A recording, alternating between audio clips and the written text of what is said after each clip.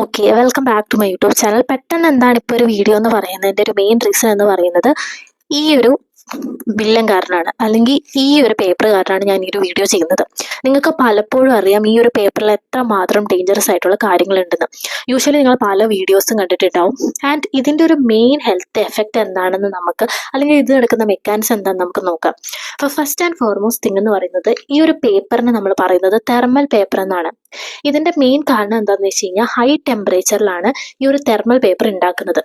And ഏറ്റവും കൂടുതൽ billing സിസ്റ്റത്തിൽ ഇതാണ് യൂസ് ചെയ്യുന്നത്. കാരണം ഇത് ഈസി ആയിട്ട് ബില്ലടിക്കാനായിട്ടൊക്കെ ഹെൽപ്പ് ചെയ്യുന്നുണ്ട്. പക്ഷെ ഇതിന് നമുക്ക് പരുത്തുന്ന അപകടകരമായിട്ടുള്ള ഹെൽത്ത് എഫക്ട്സ് എന്താണ് എന്നൊന്നും നമുക്കറിയത്തില്ല, അല്ലേ? അപ്പോൾ മെയിൻ നമ്മൾ ഹൈ ടെമ്പറേച്ചറിലാണ് ഈ ഒരു തെർമൽ പേപ്പർ ഉണ്ടാക്കുന്നത്. അപ്പോൾ ഇതിൽ നമ്മൾ കെമിക്കൽ സ്റ്റെബിലൈസേഴ്സ്, അതുപോലെ തന്നെ സെൻസിറ്റൈസേഴ്സ്, അതുപോലെ തന്നെ കളർ പ്രൊഡ്യൂസിങ് ഏജൻറ്റ്, പല ഇങ്ക് ഉണ്ട്. അപ്പോൾ ഇതിൽ ഏറ്റവും കൂടുതൽ നമുക്ക് ഏറ്റവും യൂസ് ചെയ്യേണ്ട ഒരു കാര്യമാണ് ഈ ഒരു തെർമൽ പേപ്പറിൽ ഏറ്റവും കൂടുതൽ ഈ ഒരു ഇങ്ക് യൂസ് ചെയ്യുന്ന ഒരു കാര്യമാണ്. കളർ ഡെവലപ്പേഴ്സ് നമ്മൾ യൂസ് ചെയ്യുന്നതിൽ ഏറ്റവും കൂടുതലുള്ളതാണ് നമ്മുടെ ബിസ്ഫിനോൾ. ഓക്കെ, ബിസ്ഫിനോൾ എന്ന് പറയുന്ന ഒരു ഏജൻ്റാണ് നമുക്ക് ഈ ഒരു കാര്യത്തിൽ ഏറ്റവും കൂടുതൽ നമ്മുടെ ഹെൽത്തിന് അപകടകരമായിട്ട് വരുന്നത്. ഓക്കെ, അപ്പോൾ ഈ ഒരു ബിസ്ഫിനോൾ എന്ന് പറയുന്നത്, നമ്മൾ ഈ ഒരു ടിക്കറ്റ് വാങ്ങിക്കുമ്പോൾ നമ്മൾ യൂഷ്വലി ഇത് കുറേ നേരം ഇങ്ങനെ കൈ പിടിച്ചുകൊണ്ടിരിക്കും, അല്ലേ? അപ്പോൾ ഇത് ഓട്ടോമാറ്റിക്കലി നമ്മുടെ ബോഡി സ്വെറ്റ് ചെയ്യുന്ന സമയത്ത് ഈ ഒരു ബിസ്ഫിനോൾ നമ്മുടെ ബോഡിയിൽ ബ്ലഡ് സ്ട്രീം വഴി, സ്കിന്ന് വഴി നമ്മുടെ ബ്ലഡ് സ്ട്രീം വഴി നമ്മുടെ ബോഡിയിൽ എൻ്റർ ചെയ്യും. അപ്പോൾ അതാണ് ഇവിടെ മെയിനായിട്ട് നടക്കുന്ന ഒരു കാര്യം. പിന്നെ നമുക്കറിയാവുന്ന ഒരു കാര്യമാണ്, ഇത് നമ്മൾ വെള്ളം ഒഴിച്ച് കഴിഞ്ഞ് കഴിഞ്ഞാൽ ഇതെന്താണ്, തനിയെ മാഞ്ഞു പോകും. പിന്നെ കുറേ നാൾ കഴിയുമ്പോൾ എന്താണ്, ഇത് മാഞ്ഞിരിക്കുന്നതായിട്ട് കാണാം. അതിൻ്റെ ഒരു പ്രൂഫ് ഇതൊക്കെ പുതിയതാണ്, പക്ഷെ ഇതൊക്കെ മാഞ്ഞു പോയിക്കൊണ്ടേയിരിക്കും. ഓക്കെ, ഇതൊക്കെ എന്താണ് നോക്കുക, ഇതൊക്കെ മാഞ്ഞു പോയിക്കൊണ്ടേ ഇരിക്കുന്നതാണ്. ആൻഡ് ഇതൊക്കെ കറൻ്റ്ലി ഉള്ള പേപ്പറാണ്. അപ്പം ഇങ്ങനെ എന്താ പറയുന്നത്, നമ്മളിങ്ങനെ സ്വെറ്റ് ചെയ്യുന്ന സമയത്ത് ഈ ഒരു ഇങ്ക് നമ്മുടെ ബോഡിയിൽ, അതായത് ബിസ്ഫിനോള് നമ്മുടെ ബോഡിയിൽ എത്തുമ്പോൾ ഇത് മെയിനായിട്ട് അഫക്റ്റ് ചെയ്യുന്നത് എന്താണ്, എൻഡോക്രൈൻ ഗ്ലാൻഡിനെയാണ്. അപ്പോൾ ഈ എൻഡോക്രൈൻ ഗ്ലാൻഡ് അഫക്റ്റ് ചെയ്യുന്ന സമയത്ത് നമുക്ക് കൂടുതലും തൈറോയിഡൊക്കെ വരാനായിട്ടുള്ള മെയിൻ കാരണം മേ ബി ഇതായിരിക്കും. ആൻഡ് അതുപോലെ തന്നെ ഇമ്മ്യൂൺ സിസ്റ്റം, നമ്മുടെ പ്രതിരോധ ശക്തി അത് ഒത്തിരി കുറയ്ക്കാനായിട്ട് കാരണമാകുന്ന ഒരു ഏജൻ്റാണ് ഈ ബിസ്ഫിനോൾ എന്ന് പറയുന്നത്. അതുപോലെ തന്നെ വേറെ കുറേ കാര്യങ്ങളും ഉണ്ട്. പിന്നെ നമുക്ക് പറയുകയാണെങ്കിൽ ഏറ്റവും കൂടുതൽ സെക്ഷൽ ഡിസോർഡർ വരും. അതായത് ലൈംഗികപരമായിട്ടുള്ള ഒത്തിരി പ്രശ്നങ്ങൾ നമുക്ക് ഇതിനോട് ഉണ്ടാക്കാനായിട്ടൊരു കാരണമുണ്ട്. ആൻഡ് ഏറ്റവും കൂടുതൽ നിങ്ങൾ ശ്രദ്ധിക്കേണ്ട ഒരു കാര്യമാണ്, പ്രഗ്നന്റ് വുമൻസ് ഒരു കാരണവശാലും ഈ ഒരു ബിസ്ഫിനോൾ എക്സ്പോസ് ആവരുത്. കാരണം ഇതെന്താണ്, ഇതിൻ്റെ വേറൊരു പേരുണ്ടായിരുന്നു, ടെട്രോജൻ.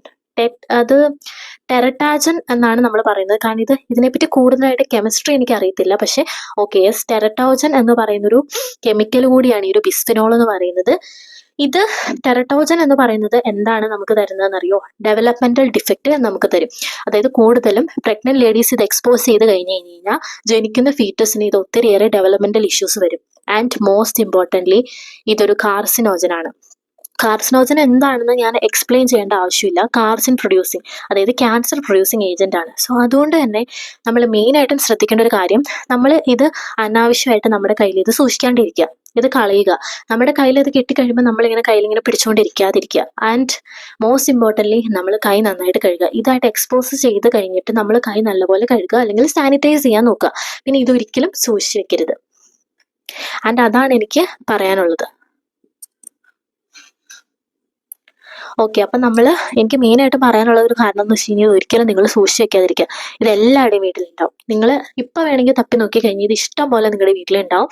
ആൻഡ് ഇത് പല രീതിയിൽ നമുക്ക് എക്സ്പോസ് ചെയ്യാനായിട്ട് നമ്മുടെ ബോഡിയിൽ ഇത് കയറാനായിട്ടുള്ള ചാൻസ് ഉണ്ട്. അതുപോലെ തന്നെ നേരെ ഇത് വാങ്ങിക്കുമ്പോൾ കയ്യിലിങ്ങനെ വെക്കാതിരിക്കുക.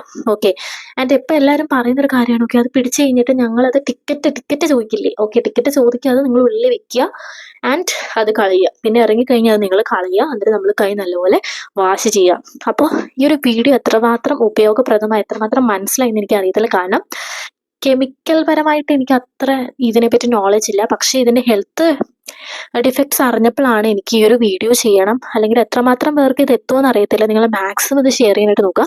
കാരണം യൂഷ്വലി ഇത് കൂടുതൽ പേർക്ക് അറിയാം, പക്ഷേ ഇതിൻ്റെ ഉള്ളിൽ നടക്കുന്ന എന്താണെന്ന് നമുക്ക് പലർക്കും അറിയത്തില്ല.